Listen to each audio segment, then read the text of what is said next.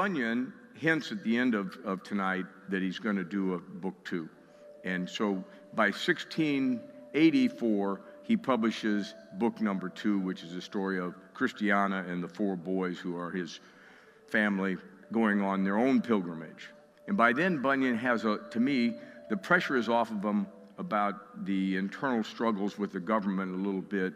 So he relaxes and tells a different kind of a story. And because he's telling it third person rather than first person, some things about it are better, I think. Even though he has certain themes he repeats, he does do it. And they meet characters, the same ones and some new ones, which I find very interesting. And then he publishes this in 1684, and it's well received. And in fact, one of the reasons is that people are already writing counterfeit book 2s. So there's crooks every generation. So when he let 6 years go by, people started publishing things and calling them that they were printed by Bunyan, when in fact they weren't. So he writes his own, it gets published, and then he dies in 1688. So that's kind of the chronology. Now, I'll spend 2 weeks probably really looking at the story, and then the last week, I want to talk a lot about how Bunyan saw certain themes like providence and justification and things that to him were the pillars of what he was writing about. So this is week 7. Because of this, I'm going to pass up Doubting Castle. I'm also going to pass up largely the flatterers, who you need to know about. If you're reading, you want to think about the flatterers and who they might be today. I'll give you just a little bit of it in a minute. And then the character I really like, ignorance. Ignorance is kind of an interesting character, and I say he'll perish on the last page of book 1 at the gates of heaven. So let me ask you this. I know that I'm saying to you every week, this is a battlefield that you live on. I know it's still hard to believe that in some ways, but let me tell you a parallel to it. Until this last year, how many of you felt that the United States government was under siege by left-wing radicals? You knew there was a vague notion of it in your head, but you don't see it until what? Until they start hitting the streets of Portland and Seattle, and you start seeing what they're doing, burning down cities. And it occurs to you that this didn't just start, this fire didn't just ignite, this has been ongoing, and you've been asleep, right? You and I have been asleep while these folks have been coming forward the last 4 years, maybe 8 years if you look at it correctly, I think. And you'll see that we are the ones who have been too busy to pay attention, that there's a war going on. And it's a war for the heart and soul of this nation. Well, that very same thing, I would say to you, can be happening in the church at large and in you in general, and you might not know it because you're busy just like I am, and you're not thinking about it. So I'm saying to you, this is a battlefield. The Bible describes it that way. It is a gauntlet you run, and you get punished in this life. Tonight, there'll be some of that kind of suffering souls getting to the end of their life, and you want to think about it this way. If the Master himself had to suffer, why would you think you'd get a pass? If he's at war with the world, why would you think that God's whole goal was to give you a peaceful passage? See, it just doesn't make sense, but we're all guilty of it because we have a lot of earthly aspirations, and many of them, frankly, like in my life, have been giants when they ought to be dwarfs, okay? And they've sucked up a lot of the energy in my life and a lot of the hours of my life. And here I am at the end of my life trying to convince Bill Moore that he's always lived on the battlefield. Always. And so I've got a little thing here. Just prepare to fight and fight. If we could get, today I said to Justin, if we could just get some enemies to really attack the church even more vociferously than they have and violently, we could probably weed out those folks who don't want to be part of the army, and we'd be down to the folks who say, let me pick up my gun and come, okay? It's one of the things that happens when the church isn't well persecuted. Now, it may sound funny to wish for the church's persecution, but I think if you're sane, you might think that's a decent prayer. It sounds backwards, but if that's all that wakes me up, if all that wakes you up is that the IRS knocks on your door, I hope they knock on it tomorrow. Somehow we have to wake up before we die, because when you're giving an account of your life for the sake of rewards, you're going to actually realize I was ticking it off today, all the years I've wasted and all the foolish dreams I've had, and perhaps you're like Bill Moore. Now I'm saying, I have that little thing, love must be inflamed, because I'm convinced that what's wrong with us, meaning me, is that I lack the love for Christ that any ordinary thinking human being would have when he's done what? Not only done all he's done in dying and living for me, but that he's opened my eyes, changed my heart, that he's shepherded me through this life. He's going to shepherd these folks through the river.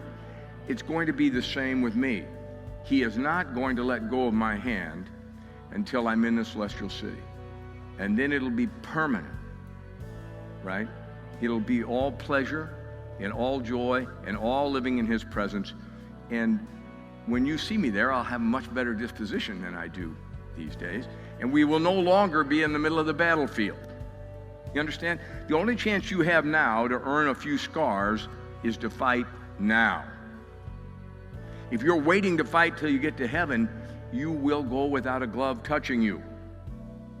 That is not the battleground. This is. And now's the time for it. And they may force it on us, whether we like it or not, next go around here. So I told Charles one time,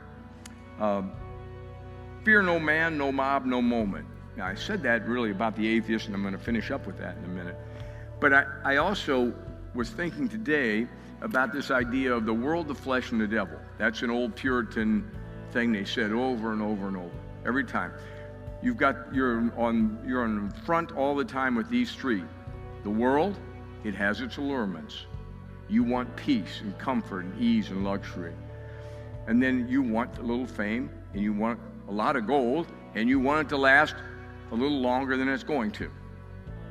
Okay, that's just kind of the average guy's dream. And I'm saying to you, it is nonsensical, even though it's always been kind of some version of that's been my dream, I think. But if you think about it, the world has its allurement, but not in the kind of benign sense that we think about it. It actually wants to steal your energy, your heart, if it could. You understand? At least render you useless. Think about it. It is not an enemy that is passive. It's an enemy with a strong pull on you and me. The world of flesh, and normally the flesh, people think of lust and those things, and it is included in there, but I don't think it's the chief way that Satan uses it. Normally the flesh is going to be more of the ease and luxury idea. See, we all hate exertion. We all hate pain. We all want ease, and I'll take a little luxury, right? That's what we dream about. When you have those little moments, you're driving in the car, and there used to be a thing where when catfish are somewhere in the water, the little bubbles will come to the surface. Well, what bubbles up in your head and mine most of the time, if you're driving down the road on a long trip, is what? Ease and luxury. And a little more gold, please. Well, I get that we do that, but it doesn't mean we should do that. And I'm just asking you to revisit it and see if it's nonsensical for you. And then the devil. Of course, when we see the devil in the Pilgrim's Progress, guess what? He's really wrestling, right? Apollyon's really coming out to attack Christian. You see this, whenever you see him in this book, he tends to be visible and violent at all times. And I'm thinking that in our lives, he's mostly not visible and subtle, right? He draws you away, or he makes you feel left out in the church, or whatever the thing might be. And pretty soon he whispers through somebody, are you sure that that's the infallible word of God? I mean, what's the difference if I tell you that why do I have to know if it's inerrant? Why can't I just say, I believe the Bible? Why can't that be enough? Well, we're going to find out tonight why it's not always enough, for one thing. Because when atheism is hidden, it's subtle. And it's no longer going to be hidden. It isn't, in my view, today in the world, and it's not going to be tomorrow, for sure.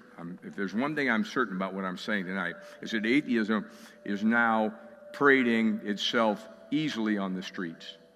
And if you give them a chance, they'll parade right into here. They're fearless about it now. See, now that, if I'm right about that, you're going to have some ammo that you should already have, and we mostly don't have. And that's why I'm saying to you, we need to think about this, and if I'm right, we need to start getting prepared for this. So when that comes, I want you to add one other more thing to your list, and I mentioned it today. Look at Hebrews 12 a minute. Let me head there, just so you can understand this passage, because I thought about it, and I wasn't going to include it, and I decided I need to go through this in just a second. I'm not going to spend much time with it. At the beginning of Hebrews 12, I'm always quoting about you're running the race, lay aside the sin that so easily besets you. It's one of my favorite things. And it runs through verse 4. But look at verse 5. And it's saying, if you start in 3, it says, what about the blood that was shed before this? Now he comes to this and he says, have you forgotten the exhortation which speaks to you as sons? My son, do not despise the chastening of the Lord, nor be discouraged when you are rebuked by him. For whom the Lord loves, he chastens and scourges every son whom he receives. He goes on to tell you that it's painful when an earthly father chastens you. So the question is, if he's right in writing this infallible word, ask yourself this question. When were the times of my life that I was chastened? Mostly, if you're like everybody else, you don't really know. You've never thought about it. It says in there that if you belong to him, which I assume everybody here does, it says he will chasten those he loves. So there's only a couple of propositions I can give you. One, he has chastened you, and you don't recognize it coming from him. So you can't benefit from it in the same way you would if you recognized it came from him. Or whoops. If you understand, those are the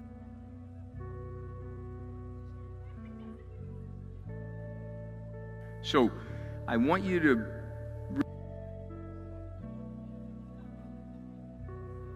two weeks and say, chasten me.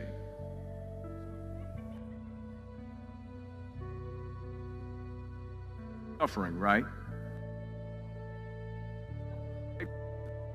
Lois and Justin today, I started revisiting mine with this idea.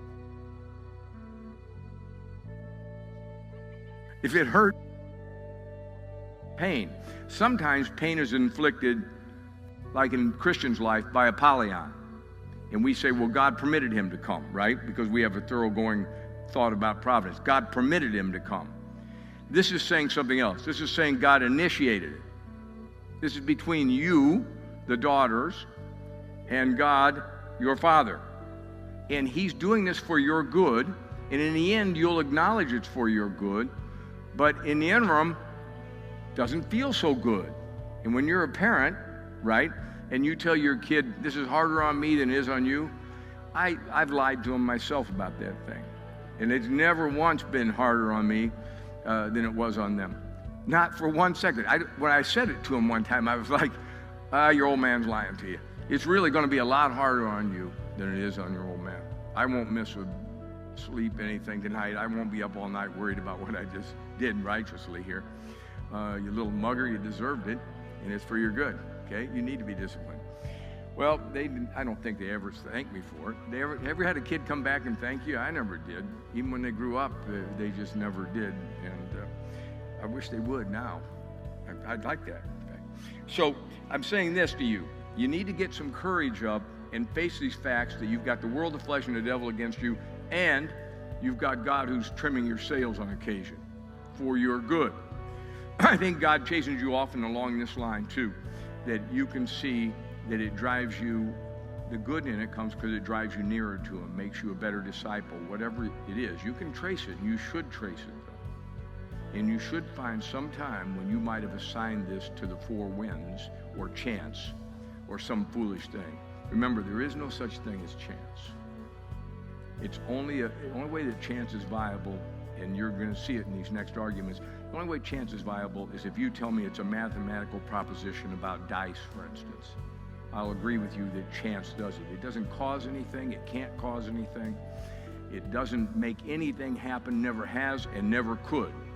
It's powerless to do that. It's simply telling you the mathematical probability of something, nothing more. And since I gambled for a living, I'm actually very acquainted with that particular thing, blaming something on chance. If you look at Psalm 14:1, the fool has said in his heart, there is no God. They are corrupt, they have done abominable works, there is none who does good.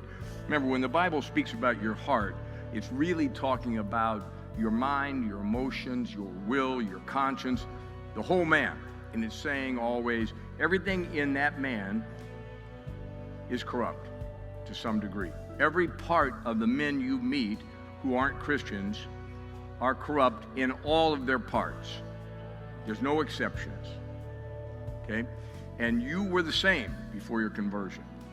Corrupt in all of your understanding, corrupt in all of your will, everything that was, maybe to different degrees, depending upon the nature you've been given, but don't doubt it.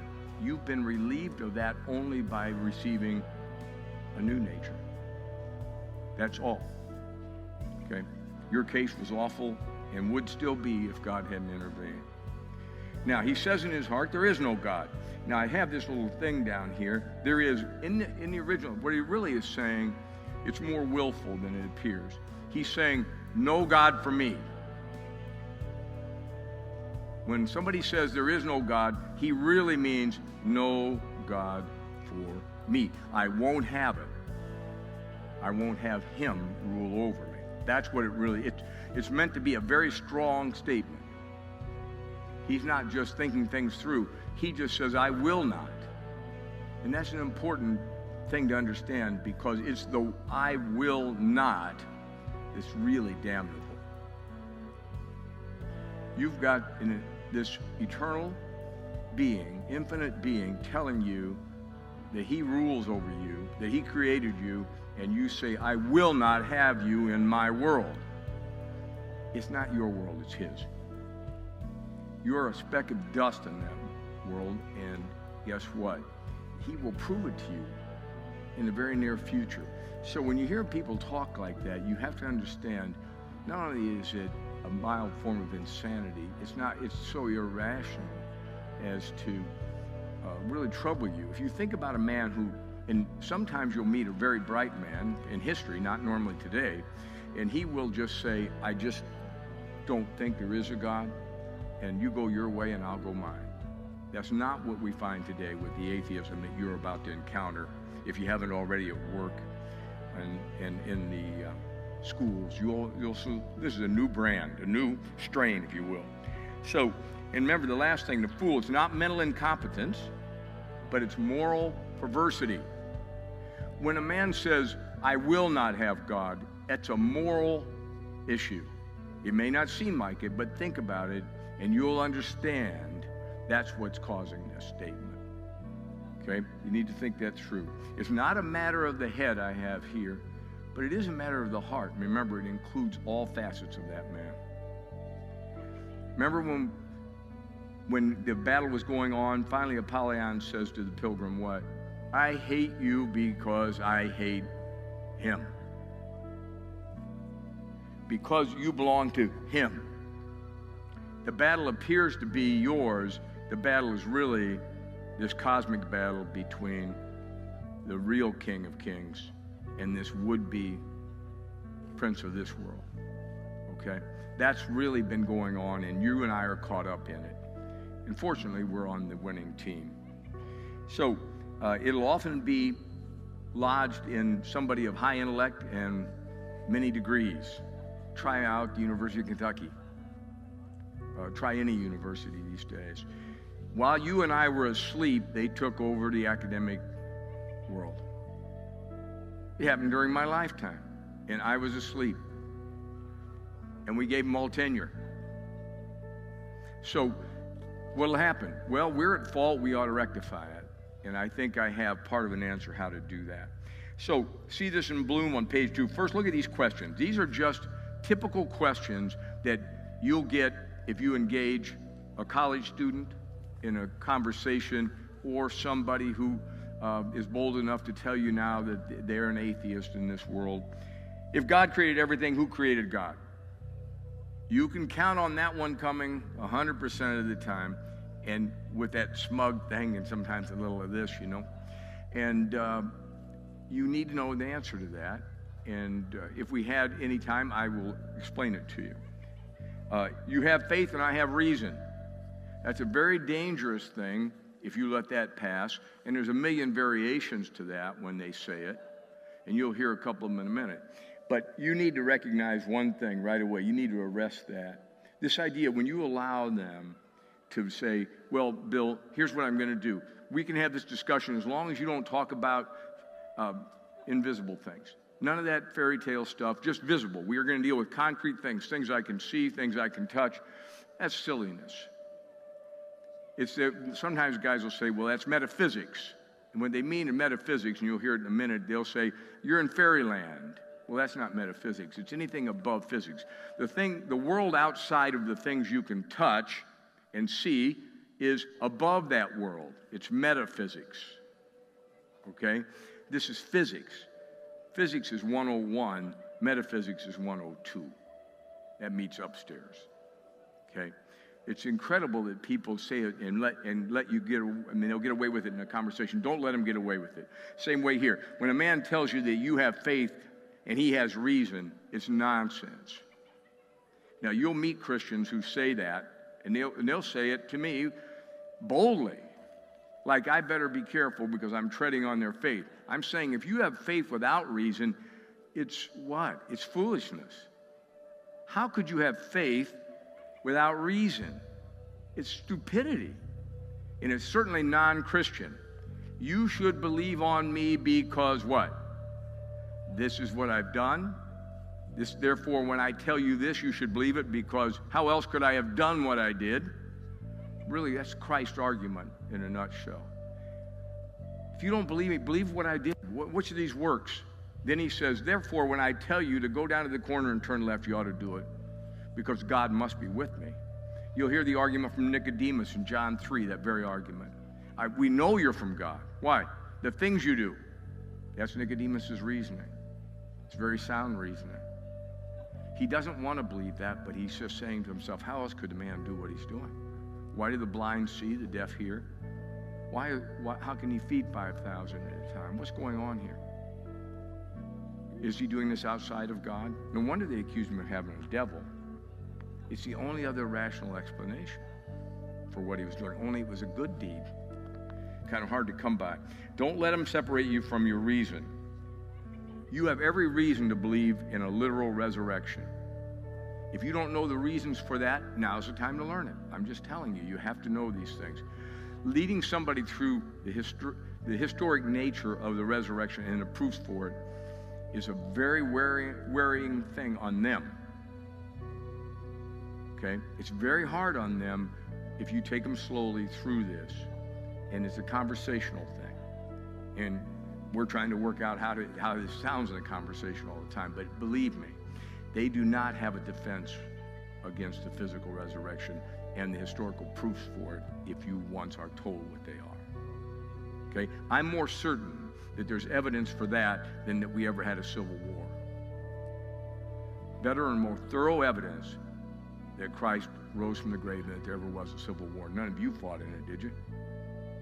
Then how do you know it existed? Reliable books? Well, that seems like I can put the same test to the Bible. Is it a generally reliable book? See, I can lead you down this path pretty quickly where you're going to realize this is a very strong argument. No book has been scrutinized like your book because it's his book. And he has plenty of enemies, so they've done everything. Have they done any good with scrutinizing it? Not really. Okay? That book has slain its tens of thousands, of course. So I want you to understand the third kind of general category you're going to get is the moral monster, right? He's a moral monster. Why? Well, you know the story here? How many of you remember the two bears come out?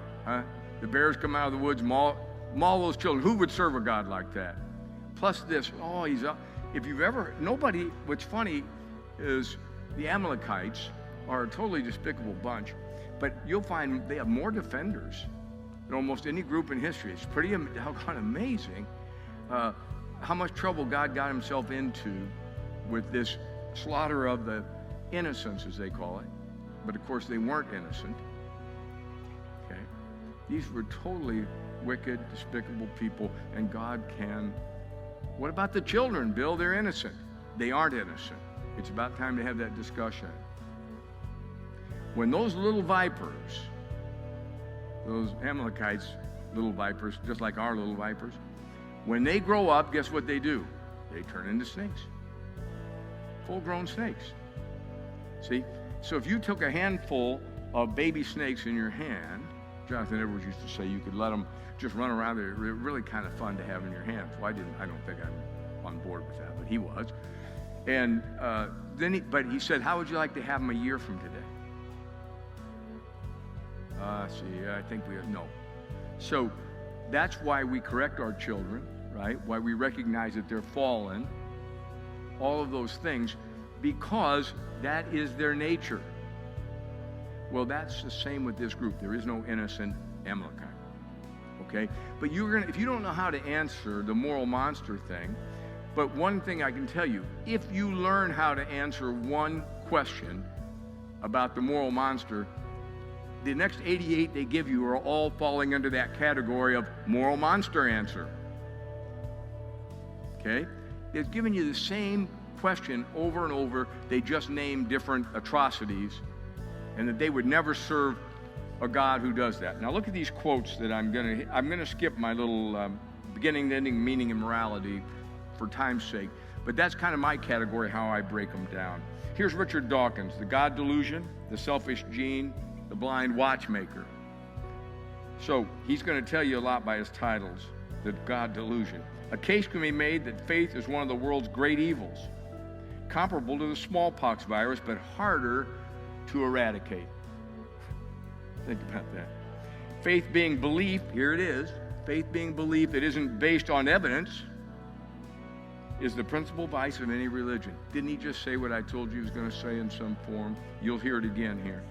That's Richard Dawkins. So you go over, here's Mark Twain. I promised you that if you read Letters from Earth, you'll hate Mark Twain, so I hope you don't read it. I wish I were the only one on earth who ever read this book, but it's just an awful book at the end of his life. Man is a reasoning animal. Such is the claim. I think it is open to dispute. Now that one I just use in general conversation because they don't know it comes from Letters from Earth, and it's very handy as a weapon. The difference between a miracle and a fact is exactly the same difference between a mermaid and a seal. One of them is fictional. That's what he's saying. Here's Richard Dawkins again. Faith is the great cop-out, the great excuse to evade the need to think and evaluate evidence. Here we go with the faith and reason thing. Do you understand what he's doing here? It's not that hard to pick them out and put them under their headings. Faith is belief in spite of or even perhaps because of, the lack of evidence. He just said it, didn't he? Faith and reason are enemies. It's not only, it's against, without evidence first, and then against evidence to the contrary is what he's saying. And others will say it like that. It's faith is belief in something, some ardent belief in something against evidence. No, it's not. But the minute he makes that statement, if you're not prepared to categorize it correctly and stop it, you've already lost any hope at a conversation with him. Accounts of Jesus' resurrection, the third one, and ascension are about as well documented as Jack and the Beanstalk. Now, you think that guy's coming at you slowly? This is a violent man whose real goal is to eradicate that. He proposes now, if you listen to him, that anybody who teaches religion to their children before the age of 17 have their children taken away from them. You're indoctrinating them. You think that's a joke. He pushes this day in and day out. And they have rent buses in London and have it plastered all over the side. They are out to win your children over, and you're in the way. Well, here it's got down here. The page 3 was just my not reading. The page 3 was in my handwritten copy, and the young lady was decent enough to type it. It doesn't belong there. My fault. Forcing religion on children without questioning its merit is child abuse. It is more devastating and permanently harmful than sexual abuse. Think about that. You're going to hear more of it in a second. Here's Sam Harris, and there should be a division after nation and before waking up, another one of my oversights. As a source of objective morality, the Bible is one of the worst books we have.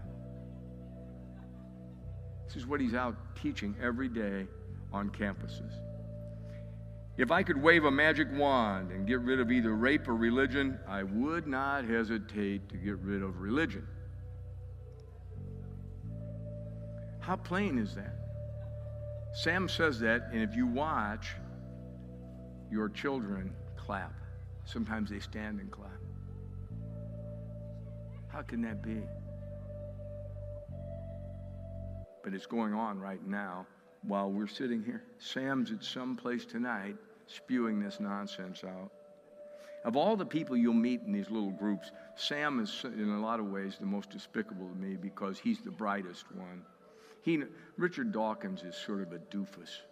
And Christopher Hitchens was my favorite, but he was a blowhard, and he's now dead. And now Hawking's dead. It's hard to have favorites amongst the dead guys. So Sam is the one who is does the most damage in my view. And he does a lot of damage. Theology is now a little more than a branch of human ignorance. Try that one on. Human ignorance. It is ignorance with wings. It's got away with words, Sam.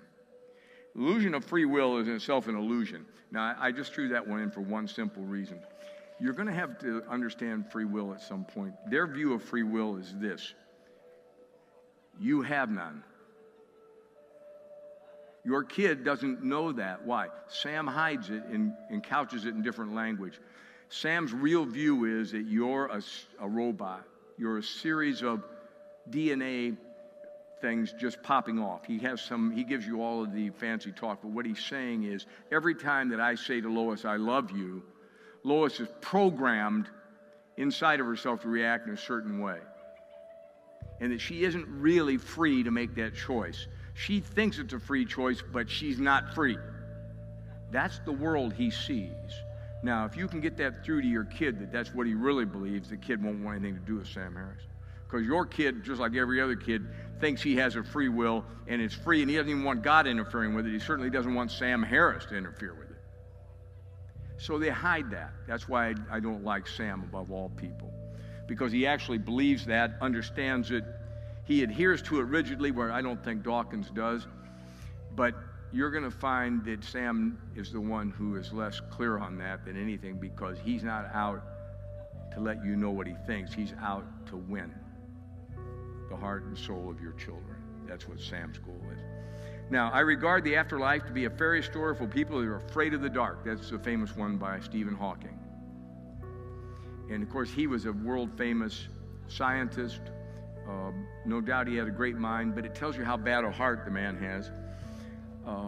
People always credit him for bearing up with his disease, and I will too, for years in a wheelchair, voice box and everything. But his heart is something miserable. And if you think he isn't, one of my favorite things, he wrote a book called The Grand Design. And if you think that you believe in a fairy tale, if Hawking was here, here's his theory. When he found out in the last 50 years that every time that they get further and further into a cell, right, it's more and more difficult to blame this on accidental programming. It's far too intricate.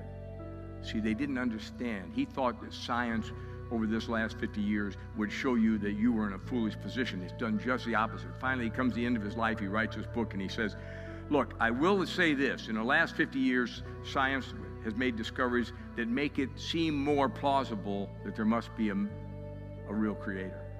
But there isn't. I've got it figured out. So he comes up with this theory. It's called the multiverse theory. So he's got an infinite number of universes he creates. Now, man's a scientist. You should be asking him this question. What sort of proof do you have for this theory of yours? Remember, science has got some methodology to it. You know what his idea is? He doesn't have any. He's got a fairy tale there. If you're not, he doesn't want God to exist. So what he's saying is, the odds on this planet, being the lucky planet, being it's a nothing planet, by the way, in a nothing solar system, ours is mediocre in every way. Why are you here tonight? His answer is, there's a billion of these universes, therefore, you drew the lucky number. You drew this one. Everything was just perfect for it to happen here. That's if you assume there's any matter already here. Why wouldn't it just be void? See, all of that nonsense to avoid dealing with God. He just wants to tell God, no God for me. So he got his way. He's dead now. He's in hell, and he can think about that forever. There'll be no change now for him. So the river, which actually is one of my favorite things. If you'll turn to page 184, I want you to just go there a minute, the time we have left. This river, because you're headed there too, is something you have to think through. And I want you to start right at the top of 184. The Shining Ones also asked them where they had lodged, as well as what difficulties and dangers they had met along the way. And they go through this little thing, and he explains to them, the Shining One said, you have only 2 more difficulties to deal with. And then he goes ahead and explains that they're coming to the river. Now, the river in Book 2 is something wondrous to me. And if I get a chance here, we'll go through it. But I want you to know, they're nervous. If you look at the bottom of 184, the hero's nervous. Now Christian's nervous. And the last guy you thought would be able to comfort him is hopeful. In this tale, hopeful's gone from being, remember, when Faithful died, hopeful joined, but he wasn't really sure about anything, and he's been the student all the way through. Now they come to the river of death, and Bunyan wants to make this pastoral kind of a call for you, that when the river of death comes, we each react differently to it. Sometimes the strong grow weak at the river of death. Sometimes the weak turn out to be strong at that moment. And Bunyan, as a pastor, wants you to understand that you should be very careful with people at that moment and not be judgmental about them. Just encourage them. And you can see it. You can see the pastor's heart here. And so Christian says, isn't there any way around this? And the Shining Ones answered, yes, but no one has been permitted to use it except for 2.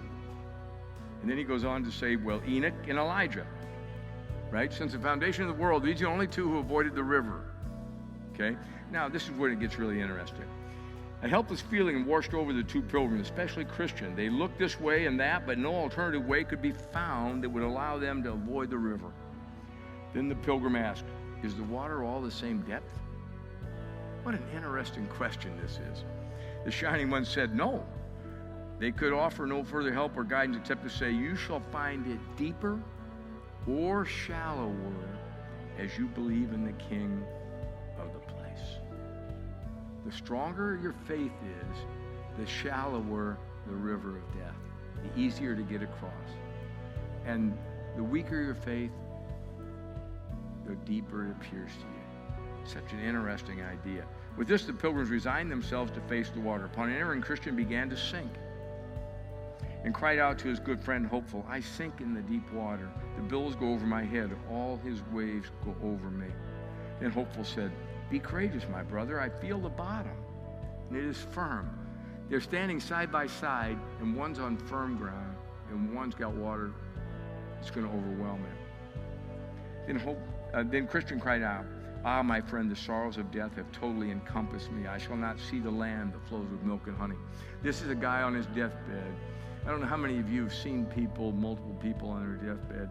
I've seen unbelievers get pulled out of this world literally where you could see the fingernail marks on their table as they were dragged from this world. I've seen Christians who were strong by reason of some other infirmity, it appears, faint at the end. And I've seen people, especially women it seems, who have died courageously when you didn't know that was in them. You would not have guessed it. And that's just what Bunyan's trying to get across here. You cannot tell who this will be. Right now, he's at the end. He's in the water, and he's afraid he's still not making it to Celestial City. And with those words, a great darkness of horror fell upon Christian, so that he could not see before him. To a large degree, he lost his senses. It's exactly what happened to him. So that he was unable to remember or talk intelligently about any of those things and sweet refreshments that he had experienced along the way of his pilgrimage. Rather, all the words he spoke revealed his present terror of mind and the fear that he would die in the river and never gain entrance into the Celestial City. Those who stood by could see he was greatly troubled with thoughts of sins he had committed, both before and since he became a pilgrim. It was also clear that he was troubled with visions of demons and evil spirits. The words he spoke reflected this over and over. Therefore, hopeful, struggled in his attempts to keep his brother's head above water. Sometimes Christian would seem to have sunk down for good. After a short time, he would rise to the surface again as one half dead. Hopeful attempted to comfort him, saying, "Brother, I see the gate and the men standing thereby." But Christian answered, it is you they are waiting for." He's still keeping that same refrain up. It's you.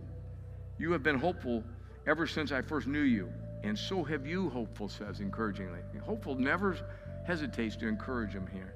"Ah, brother," Christian's face looked deeply troubled. "Surely if I was right with the king, he would rise now to rescue me. But on account of my sins, he has brought me into a snare and abandoned me."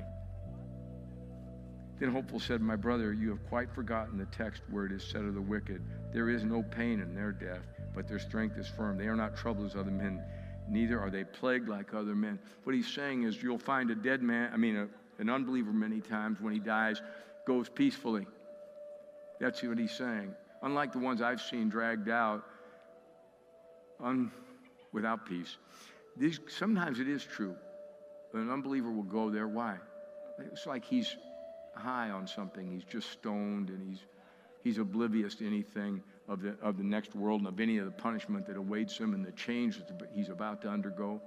It's the Christian who's troubled, worried at the end, and needing help again that his sin is atoned for, and that he's wearing that robe of righteousness, which he now has on in the water, by the way.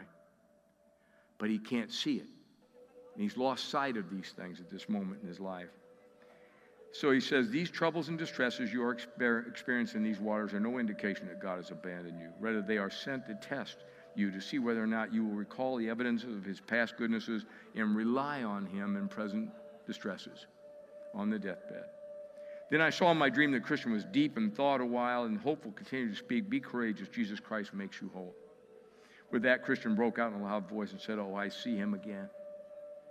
And he tells me, when you pass through the waters, I will be with you, and through the rivers, they shall not overflow you." Isaiah 43, verse 2, he remembers this passage. And now he's encouraged again. So they both took courage, and the enemy became as still as stone until they had crossed over. Christian discovered solid ground for his feet to stand upon. See, once he got his mind right again about where he stood with God, the river got shallow for him. There was solid ground. He found his footing, and the rest of it was actually shallow, and the two of them crossed over. It's pretty amazing. It's such a wonderful way. When you get to the last book, there's this guy, and I want you to I'm going to skip over there. I think it's do I have it here? Page 350. Because this is something that I certainly intend to use in my own funeral. You're going to see on page 350, Old Honest is dying. He's a very interesting character. And then Mr. Valiant for the truth. And then the guy that I'm fond of at the top of 351. Then a death summons, arrived for Mr. Standfast. He's on the side of the river away from the Celestial City. This is the same Mr. Standfast whom the rest of the pilgrims found praying upon his knees in the enchanted ground. The messenger stood there as Mr. Standfast opened the message and stood reading the contents. The message told him he must prepare for a change of life, for his master was no longer willing for him to serve from so far away. Then this Mr. Standfast was put to muse and thoughtfully and quietly about what the message meant. Finally, he calls Mr. Greatheart, who's a pastor, Mr. Greatheart's not going to die here. He's going to go back and lead more people to the celestial city. And he tells him what he'll give him that he owns. They've all been doing that. And when you go down to the very bottom, the second paragraph in the bottom, when Mr. Standfast had set these things in order, the time came for him to hurry to the river. When he arrived on the riverbank, the water was very calm for Mr. Standfast, who was a man of great faith. So when Mr. Standfast stepped into the water, he stood there for a while and talked with his companions who had accompanied him there. Unlike Christian, who's flailing and suffering, Mr. Standfast is in shallow water, and he takes the time to talk to everybody. He's completely confident about what's happening. This river has frightened many, and I admit thoughts of it have often frightened me. But now as I stand here, I think about how my feet are standing on the very ground upon which the feet of the priests who carried the Ark of the Covenant stood as Israel crossed through the Jordan. That's what's on his mind. And then here's the paragraph that I have to have at my funeral. The waters certainly taste bitter and feel cold to the stomach, yet the thoughts of what I am going to and the party that awaits me on the other side warm my heart like a glowing coal. I see myself at the end of my journey with my hard days behind me. I am going to see the head which was crowned with thorns and that face which was spit upon for me. Until now, I have lived by faith based on what I've heard. But now I go where I shall live by sight and shall be with him in whose company I delight myself. That's something, isn't it? I mean, that change is real. John Newton said when he was dying, I'm going from the land of the dying here to the land of the living there. We think of it backwards. He was right. This is the land of the dying. Like I said last week, anybody you have, friend or foe in this world, they're all going to the river very shortly. Nobody escapes the river. Nobody in this room will escape the river. The question is, will it taste bitter to your stomach, and will you pass through it in shallow waters? He has never lost anybody in the river. Had hopeful not been providentially given to him, guess what would have happened? The Lord of the place would have taken him by the hand. Our hero was never going to perish in the river. Why? God is absolutely sovereign over these things. He began a good work in our man. He's going to finish a good work. He's going to have him home. Bunyan does all he can to make this charming for you, and yet he makes it frightening in a certain way too, and truthful. He doesn't make it seem like everybody dies a peaceful death. If you're around people dying, you'll find some that don't die peacefully, and it's an unnerving thing if you're not used to it. So I want you to think about your own. Now, it may sound funny again when I say to you, think about your own death, right? How in the world does that make sense? It's because you need to. You can't put it off, and if you aren't prepared for it, and that's why I actually do think, I carry around this kind of idea that I guess I'll say this first. I had a lawyer friend who used to say, you think of these things far too often. And I said, well, I think of them, but the far too often isn't right. You should always live with this idea that today might be your last day. If you really search through the histories, the biographies of great saints, they all lived with that in common. They had a million other differences. They did this every day. They said, this might be my last day, because if you've wasted a lot of days like I have, that will be a little check on wasting tomorrow. It just doesn't work. You get up and you're like, this is my last day perhaps here. Instead, we're pretty confident it's not going to be, but we live in a land where people die out of sight, right? Grandma doesn't die in the bedroom anymore when you're 8 years old like she used to when I was little. She dies in a nursing home somewhere and you don't get to see her. She's invisible while she's dying. A little different if she dies. Tonight, Becky, who works with me, called me and said her favorite tenant, he's a fellow who's a little needed a little help through life. They found him this afternoon sitting in his chair, dead. They'd visited him last night, and then today he never got out of that chair. Okay? So I don't know the condition of that man's soul, but I'm not surprised that he died sitting in a chair. Men do it tonight, they'll die sitting in a chair. Okay? God has 10,000 ways to take you out of this world. Lois tried to invent one tonight right down there on 3rd and I think it was Jefferson. Lois was trying to help him, but I said, God already has enough. I don't need you to do this on your own. And had we died there tonight, I would have known that God did invent one more way. It was just Lois was the driver this particular time. And so I'm saying to you, don't be afraid to deal with death. And as crazy as it sounds, I think historically I can make the argument the men who thought the most about death lived the best lives and the liveliest. It's not a depressing thing to get control of your thoughts about death. It's an enlivening thing. It's a call to battle today out of this stupid stupor that we're in. Like, I don't know where that battle is. I'm telling you, you're in the middle of it. You're just probably, if you're unaware of it, you're not doing well in the battle. Okay, that's pretty hard to win a battle you don't even know you're in. Okay, but we do that, and sometimes I just call time out to the battle. Nobody's ever taken the time out. I call it. You ever do that? Look, in a game, it's like, hey, time out, and the referee's like, you don't even have the ball, you moron. There's no time out. The guy's down there shooting. So you can't get out of this battle. The Lord has made this world unattractive because of the battle, and guess what? His kindness has made it somehow attractive, and your mind has made it even more attractive than it is possible to conceive of. This is the land of the dying. That's the land of the living. This is temporary. That's not temporary. When you get there, right? And that's why I told Justin today, I wrote this little song once, but the whole idea was that I would have the specter of death watching me and putting a shadow across and then at the end, I say to him, you think you are my enemy, I think you are my friend. When God commands, you will take me home. Right? I'll thank you in the end. In the end, when you're on the other side of the river, if you think anybody curses the river, you're mistaken. When you get there, you will be very glad to go through that you went through that river. There is home.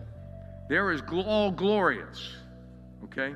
So think about that, and you might decide that you still don't like that idea, but you need to really think about it, because I'm convinced if I've said anything to you that's true, that's the most true thing I've said.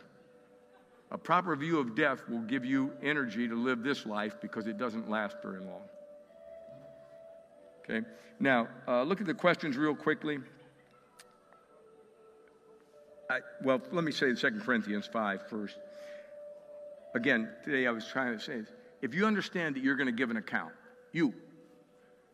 not as far as being justified or unjustified, but there are going to be varying rewards in heaven. 2 Corinthians 5, 9, and 10 teaches that. You're going to give an account for what you've done in this world. It won't mean that you're not in heaven. It will mean that you'll be sorry. At least I will be, talking to me. I said today, the hours I've wasted, my whole thing, if I die tonight, I'll give this testimony to the Lord. All those piles of paper on my floor were really well-intentioned. That'll be me, Mr. Well-Intentioned. Somebody will write Pilgrim Progress 88, and that's what I'll be. Well-intentioned. How will I tell him, thank you for what you've done for me? And it's all right there on the floor. I've almost got to it. Had I lived to be 142, I'd have accomplished these things. So I started thinking about life. And I listened to Justin's story today, and I was impressed with it. And I started thinking, see if your life goes like this. If it was a weather forecast, like the failures in my life have been like scattered thunderstorms. They were really powerful, and they weren't that often, but they happened regularly enough, right, where they're like thunderstorms. And that's on one side of the spectrum. My accomplishments, on the other, have been showers. Like just mild summer showers, an occasional something on behalf of the Lord. Wonderful, Bill. Really good. Showers. And in between, a deluge of regrets. How about, remember when Frank's saying, regrets I have a few, but then again, few too to mention. Yeah, there's a guy who's a dull person. He's not a very good thinker who's got too few regrets. If we were really truthful in here, think how many regrets we'd have if we just stayed here the next 4 hours before we all got tired. We wouldn't be done with the regrets in our life. If I just make you go 6 months at a time to your life, and then the big ones, you'll have tons of regrets. Why? We haven't really lived like we're people on a mission. We haven't lived like we're people on a battlefield. And I'm saying the good news is Bill Moore's not dead yet. Maybe a good intention will become something actually useful. I'm hopeful in my life that that's the case. But you're going to be standing there too. So think about that account that you're going to done, what you've done, good or bad. There's no shortage of time, but a confusion of priorities. If you don't think I'm aiming at Bill Moore, you should just listen to these things. There's no shortage of time, just a confusion of priorities. Well, thank you. I really need to hear that. Eesh. This world has everything I want, but nothing I need. Jeremiah Burroughs. Think about it. Everything I want, nothing I need. Nothing lasts. Your work is soon over, but not your rewards. You're going to be rewarded, and your reward will go on and on and on and on. For what? You gave a cup of cold water to me? Really? You said a kind word, you did a kind action on behalf of Christ, and the reward never ends, and your work is just begun, it feels like, and it's over, and yet the reward is everlasting. Think about the grandeur of that. Can you give a conversational explanation of the inspiration, inerrancy, and infallibility of the Bible? I take that's a no. I've got any time left, so I'm going to, no. The answer is no. Listen, if that's you, if you really can't explain that to me, all you really need sometimes is to get somebody like me, if not me, I can tell you how to walk through this thing in a conversational way to where it'll restore your faith that the Bible is absolutely what it claims to be, the veritable Word of God. And you have to do it if you're going to have a conversation with your child when he says the Bible is full of errors and everybody knows it. That's how they open. That sound like a question, like a reasoning person? They make assertions when it comes to the Bible. Everybody knows it. You expect me to believe, like Twain said, you expect me to believe in talking donkeys? I actually do expect him to. The answer is yes, I do. For good reason. I don't have any choice. I don't prefer the talking donkey myself, but I can't help it. I know it's true. My time is short and so is yours. Do you fear death? I'm asking you, can it come from you? That's the comforting thing. Remember, I was right when I wrote that song. Death can only come when he sends it. If Satan wants to kill me today, the only way he can do that is if God allows it. He will still be an errand boy for the Almighty. Don't you doubt it. This is an unfair competition between the master of the place and some dog on a chain, which is how he's described in book 2. Okay, so let me pray one second. Oh Lord, it is so odd to feel any encouragement from talking about either atheism or the river of death. But it seems to me that both are invigorating if seen correctly.